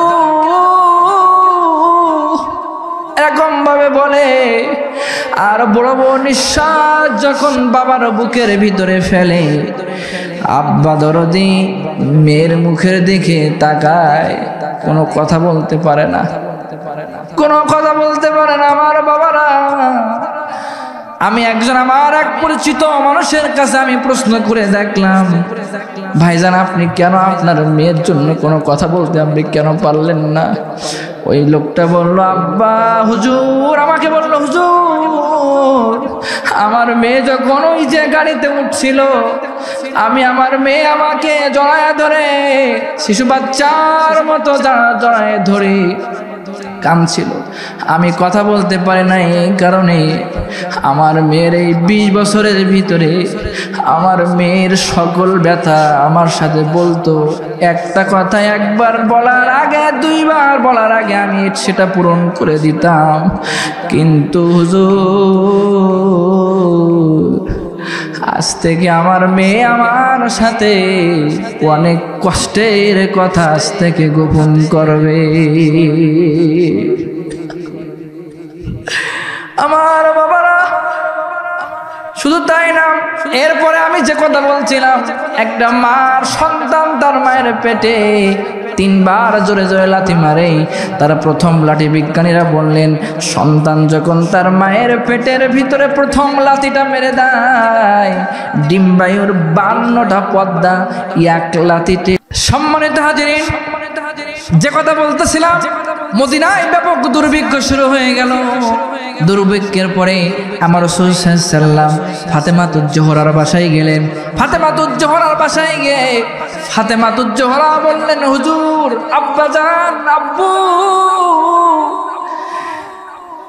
আপনি দেখেন আমার কলিজার টুকরা হাসান এবং হুসাইন 2 ভাই, দেখেন কাঁদতেছে।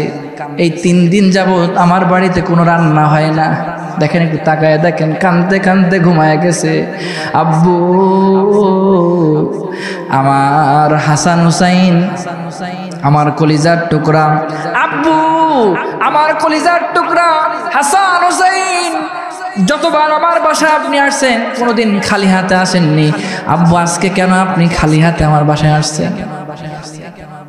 আপনি আপনার মুখের নালা মোবারক আমার হাসান হুসাইনের মুখে আপনি দিয়ে দেন, একটু লাগায় দেন, আমার হাসান হুসাইনের পেটের ক্ষুধাটা একটু নিবারণ হয়ে যায়। সুবহানাল্লাহ বলবেন না? সম্মানিত হাজিরিন, আল্লাহ রাসূল সাল্লাল্লাহু আলাইহি ওয়াসাল্লাম বললেন, একটু তুমি অপেক্ষা করো, মা একটু অপেক্ষা করো। লাগানো লাগবে না। রাসূল বললেন, আল্লাহ রাসূল সাল্লাল্লাহু আলাইহি ওয়াসাল্লামের সাথে ছিলেন আনাস রাদিয়াল্লাহু তাআলা আনহু। হযরত আনাস বললেন, আল্লাহ নবী সাল্লাল্লাহু আলাইহি ওয়াসাল্লাম ফাতেমার বাড়ি থেকে বাইর হয়ে তিনি চলতেছে উহুদ পাহাড়ের ওখানে চলে গেলেন। উহুদ পাহাড়ের ওখানে গিয়ে দেখলেন একটা খেজুর বাগান। কি বাগান? খেজুর বাগান। একজন ইহুদি খেজুর গাছের গোড়ায় পানি দিতেছে। কি দিতেছে? পানি দিচ্ছে। খেজুর গাছের গোড়ায় পানি দিচ্ছে, এমন ভাবে পানি দিচ্ছে, আমার ভাইয়েরা, আমার বন্ধুরা, পানি রাসূল সাল্লাল্লাহু আলাইহি ওয়াসাল্লাম বললেন, ভাইজান আপনি যে খেজুর গাছের পানি দিচ্ছেন, আপনার এই বাগানের কি কোনো কর্মচারী নেই? আপনি কি মালিক? বললেন যে হ্যাঁ আমি মালিক, কর্মচারী নেই। রাসূল বললেন, রাসূলকে ইহুদি চেনে না। রাসূল বললেন, আমি কি আপনার খেজুর গাছে একটু পানি দিয়ে দিব? তখন বলা হলো যে ঠিক আছে, আপনি খেজুর গাছে পানি দিয়ে দেন, সমস্যা নেই। তার বিনিময়ে প্রত্যেকটা গাছে পানি দিলে 5টা করে খেজুর দেব। কয়টা? রাসূল সাল্লাল্লাহু আলাইহি ওয়াসাল্লাম নিজের জান্নাতি হাত দিয়ে ওই যে কুয়ার মধ্য থেকে পানি তুলতেছে, পানি তুলতেছে, পানি তুলতেছে, আর খেজুর গাছে দিচ্ছে। 1 2 3 4 5 করতে করতে 9টা খেজুর গাছে দিয়েছে। কয়টা? 10 নম্বর খেজুর গাছে কুয়ার ভেতরে যেই মাত্র পানি দিলেন, বালতি দিলেন, পানি তুলতে তুলতে হঠাৎ করে ওই যে রশি ছিঁড়ে বালতিটা কুয়ার ভিতরে পড়ে গেল। হুজুর বললেন ইন্না লিল্লাহ। কি বললেন? আপনারা যদি খেয়াল করেন, হুজুর বললেন ইন্না লিল্লাহ। ইহুদি চলে আসলেন। ইহুদি এসে রাসূলুল্লাহকে বললেন, আপনি আসে আমার বালতি কোথায়? রাসূল বললেন, আপনার এই যে বালতি তো পড়ে গেছে, রশি অনেক পানিতে ভিজে ভিজে রশিটা ছিঁড়ে পড়ে গেছে। যেই মাত্র এই কথা বললেন, ইহুদি আল্লাহ রাসূল সাল্লাল্লাহু আলাইহি ওয়াসাল্লামের মুখে কিংবা শরীরে একটা চড় মারলেন। নাউজুবিল্লাহ বলবেন না? কোথায় মারলেন? কার গায়ে মারলেন? যার গায়ে একটা মশা এবং মাছি বসা পর্যন্ত হারাম, সেখানে যেখানে মশা এবং মাছি বসা পর্যন্ত হারাম, যে নবীর গায়ে, সেই নবীর গায়ে আঘাত করলেন। আমার প্রাণের ভাইয়েরা, আজকে আমাদের প্রাণ কেন্দ্র মসজিদুল আকসা খ্রিস্টানরা দখল করেছে, তালা ঝুলাইয়া দিয়েছে। ফিলিস্তিনিরা মুসলমানদেরকে হত্যা করতেছে। গোটা পৃথিবীতে মুসলমানদের উপরে অত্যাচার হচ্ছে। আমরা স্পষ্ট ভাষায় ইহুদি নাসারা খ্রিস্টানদেরকে বলে দিতে চাই, মুসলমান যখন আল্লাহর কোরআনকে মাথায় নিয়ে ময়দানে ঝাঁপিয়ে পড়বে, খালিদ বিন ওয়ালিদের শক্তিতে, ওমর ইবনুল খাত্তাবের শক্তিতে, আবু বকর রাদিয়াল্লাহু তাআলার শক্তিতে মুসলমানদের সামনে এসে কোনো ইহুদি দাঁড়াতে পারবে না। কথা বলেন ঠিক কিনা? 2 হাত ধরে বলেন ঠিক কিনা? সম্মানিত হাজিরিন, যে কথা বলতেছিলাম, শুধু তাই না, ইউনূস আলাইহিস সালামকে গভীর সমুদ্র, ইউনূস নবীকে মানে ডুবাইতে পারে নাই। কঠিন আগুন হযরত ইব্রাহিম আলাইহিস সালামকে পোড়াইতে পারে নাই। কঠিন বড় মাছ নদীর ভিতরে হযরত মুসা নবীকে ডুবাইতে পারে নাই। এখান থেকে আমরা স্পষ্ট যে বিষয়টা আপনাদেরকে বলে দিতে চাই, ইহুদি নাসারা খ্রিস্টানদেরকে বলে দিতে চাই, আল্লাহর কোরআনকে যারা দাবায় রাখার চেষ্টা করতেছে, কিয়ামত সংঘটিত হয়ে যাবে। আল্লাহর কোরআনের একটা অক্ষরকে কেউ পরিবর্তন করতে পারবে না। কথা বলেন ঠিক কিনা? সম্মানিত হাজিরিন, শুধু তাই না, আমার প্রাণের ভাইয়েরা, যে কথা বলছিলাম, 4 শ্রেণীর মহিলাকে বিবাহ করা যাবে না। এদিকে জি জি সম্মানিত হাজিরিন, এখান থেকে আমার এসে গেছে। এখন আমি কি 4টা কথা বলবো না শেষ করবো? হ্যাঁ জি জি জি জি জি জি জি 4 শ্রেণীর মেয়েকে আমি এটা বলে, কারণ মা বোনদের জন্য আমি 4টা আমলের কথা বলছি। আমি আর 10টা কথা আমি আর বলবো না, বলতে গেলে অনেক সময় লেগে যাবে। আমি এই যে 4 শ্রেণীর মেয়েকে বিবাহ করলে কোনো পরিবারে শান্তি হবে না। যারা মুরব্বীরা আছেন, মিলাইয়া দেখেন যে এতদিন কি করেছেন, ভুল হয়ে গেছে কিনা। 1 নম্বর, ইমাম গাজালি রহমাতুল্লাহ আলাইহি তিনি তার আত-তিবরুল মাসবুক কিতাবের ভিতরে বললেন, 1 নম্বর আহেরা, যারা রূপচর্চাকারী, অপচয় রূপচর্চা করে। কি করে? অপচয়, খালি সাজে সাজে সাজে। রাসূল বললেন, লানাল্লাহু মিনান নিসা আস-সালতা ওয়াল মারহা ওয়াল মুবাসসিরা, রাওয়াহুল বুখারী। ওইসব মেয়েদের প্রতি লানত, ওইসব মেয়েদের প্রতি লানত যারা সুন্দরভাবে সেজে অন্য হারাম পুরুষের সামনে প্রদর্শনী করে। এদের প্রতি কি আর কাল্লা? কথা বলেন, আল্লাহ লানত। এজন্য মা যেসব মহিলারা অপচয় রূপচর্চা করে এই সব মহিলাদেরকে আমার যুবক ভাইয়েরা তোমরা বিবাহ করবা না, যদিও করো শান্তি পাবা না, চেহারা ফাইন হবে কিন্তু শান্তি পাবা না। এরপরে রাসূল ইমাম গাজ্জালী বললেন নাদিসা, যাদের আছে রূপের অহংকার, অনেক মেয়েদের পাশে যাবেন দেখবেন খালি অহংকার আর অহংকার আর অহংকার। কথা বলেন ঠিক কিনা? আছে না নাই? চেহারা সুন্দর, সবসময় ফিটফাট করে থাকে, একটা কালো মেয়ে যদি পাশে আসে তার সাথে কথা বলতে চায় না, আসে না নাই? আরো জোর বানা, আছে না নাই? এই সুন্দর চেহারার মেয়েদের যদি স্বামী কালো হয়, স্বামীকে কোনো মূল্যায়ন করে না। আমার মা, কালো স্বামীর 3টা বরকত। কয়টা বরকত? যেসব স্বামীরা কালো ওই সব মহিলাদেরকে 3টা উপকার আছে পরিষ্কার স্বামীর থেকে। আমি কি বলি দেব? ইমাম গাজ্জালী রহমাতুল্লাহ আলাইহি বললেন কালো স্বামীর 3টা আমার ভাইয়েরা যারা পরিষ্কার ফাইন দেখতে, এদের থেকে যারা কালো স্বামী তারা তাদের স্ত্রীদেরকে বেশি ভালোবাসে। চলে যায় কিনা, আবার কার সাথে হাত ধরে স্বপ্ন বুঝতে আবার স্বপ্ন দেয় কিনা, এই জন্য কি এই জন্য বেশি ভালোবাসে।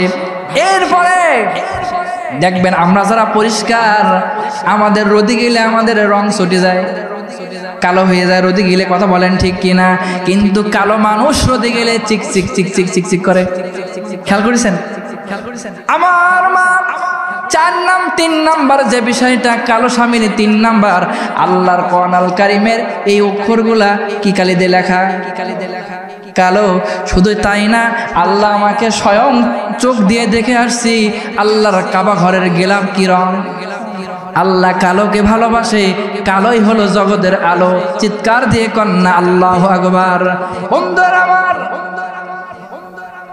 3 নাম্বার মুত্তারিবা রাসূল বললেন কিছু সংখ্যক মেয়েরা আছে খালি খোটা দেয়, খোটা দেয়। কি দেয়? এদিকে মেয়ে, এরকম মেয়ে আছে না? এদিকে খোটা দানকারী মেয়েরা, জীবনে ওই মেয়ে বিয়ে করলে আপনি শান্তি পাবেন না। আমি সংক্ষেপ করছি। 4 নাম্বার মুবারিহা, এমন কিছু মেয়ে আছে নিজের স্বামী যতই ভালো হোক না কেন এটা পছন্দ হয় না, ওর দেওয়ার দিকে নজর। দেওয়ার ছিলেন না, ওর অন্য পুরুষ কামনাকারী। এই 4 শ্রেণীর মেয়ে বিবাহ করলে কখনো শান্তি পাওয়া যাবে না। আমার ভাইরা, আমি আর কথা বাড়াবো না। যে কথা আপনাদের সামনে বলছিলাম, রাসূলুল্লাহকে কে চর মারছে? ইহুদি চর মারছে। মারার পরে আমার রাসূলুল্লাহকে বললেন আমার আর পানি দেওয়া লাগবে না। 45টা খেজুর রাসূলুল্লাহকে দিয়ে দিলেন। রাসূল চলে আসতেছে, পিছন দিক থেকে বারবার গালিগালাজ করছে। কিতাবের ভিতরে বলা হয়েছে ওই সময় হযরত আলী বললেন যে এই দুধ তো নষ্ট করা যাবে না, এজন্য কিছু শুকরের বাচ্চা নিয়ে আসো। কিসের বাচ্চা? ওয়ানাজ্জালনা আলাইকাল কিতাবা তিবয়ানাল লিকুল্লি শাইইন ওয়া হুদাও ওয়া বুশরা লিল মুসলিমিন। তিনি বলেন কিছু শুকরের বাচ্চা নিয়ে আসো আর কিছু ঘোড়ার বাচ্চা নিয়ে আসো। এজন্য ওই উটের যে দুধ এবং শুকরের দুধ আলাদা করলেন। আলাদা করে কিছুটা নষ্ট না করে এই উটের দুধটা কিছুটা শুকরের বাচ্চাকে দিলেন আর কিছুটা ঘোড়াকে দিলেন। এখানে অনেক কথা। ঘোড়ার হজম শক্তি বেশি। কি শক্তি বেশি? হজম শক্তি বেশি। এই কারণে ঘোড়াকে দিলেন। ঘোড়া এই দুধ পান করে সঙ্গে সঙ্গে প্রস্রাব করে শেষ করে দিলেন। এখান থেকে ওই যে আনা ইবনে জাবেহাইনের ব্যাখ্যা, আল্লাহ কোরআন দিয়ে হযরত আলী উটের দুধ এবং এই দুধটাকে 2টা ভাগ করে দিলেন। চিৎকার দিয়ে কন্যা আল্লাহু আকবার। আর কোন কথা বলেন? সব শেষ করবো। এরপরে কোনটা? আর কিছু আছে? হ্যাঁ হ্যাঁ হ্যাঁ, জিনের বাচ্চারা। ওখানে বললেন আবু সাঈদ খুদরি রাদিয়াল্লাহু তাআলা আনহু قال রাসূলুল্লাহ সাল্লাল্লাহু আলাইহি ওয়াসাল্লাম, তিনি বলেন উকতুলুল মুজি ক্বাবলাল ইজা। এই হাদিসের ব্যাখ্যা টেনে তিনি বললেন আমি যখন আমার সামনে যখন সাপ আসছিল আমি সাপকে 3বার হুকুম করছিলাম সরে যাও, কিন্তু সাপ না সরার কারণে আমি তাকে হত্যা করেছি। সাপ ভেবে, জিন হিসেবে তাকে হত্যা করে নাই। এজন্য আল্লাহর কোরআন রাসূলের সুন্নাহ অনুপাতে এই হত্যার মধ্যে কোনো গুনাহ হবে না।